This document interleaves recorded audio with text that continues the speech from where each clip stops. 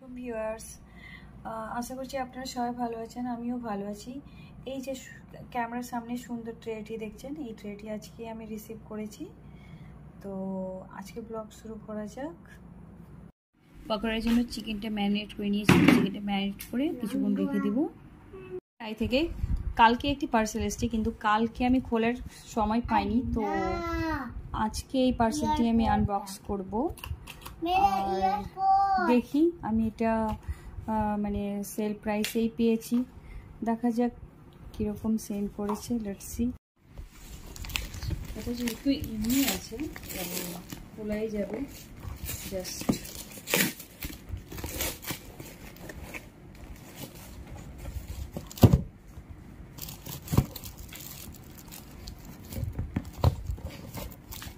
একটা ট্রে দিয়েছিলাম metal iron. Wow, it's truly beautiful.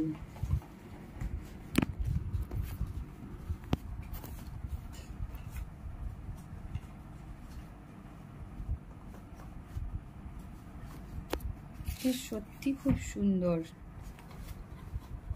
সময় প্রাইস ট্যাগটা ছিঁড়ে গেল, তো আমি এমআরপি দেখিয়ে দিচ্ছি। আমি এটা পেয়েছি 269-এ। আই থিঙ্ক 269-এ ঠিকই আছে, তবে প্রোডাক্টের ক্লাস আছে, ক্লাসই লাগছে, যার কারণে আমি দিয়েছিলাম। অ্যান্ড আমি কম্পেয়ারও করেছিলাম অ্যামাজন বা পেপারফ্রাই, একটু প্রাইসটা বেশি ছিল।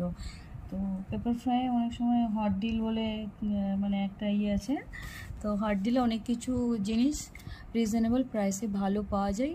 তো আপনাদের ভালো লাগলে আপনারাও আমার মতো পেপারফ্রাই এইভাবে অর্ডার করতে পারেন।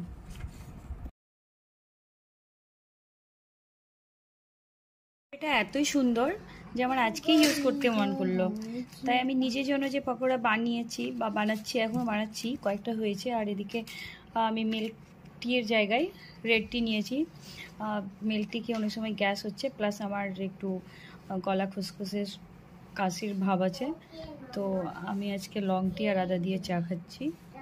কি সুন্দর লাগছে না? এটা এইভাবে বা অনেক সময় ড্রাই ফ্রুট গেস্টকে দিলে দারুণ লাগবে। এটা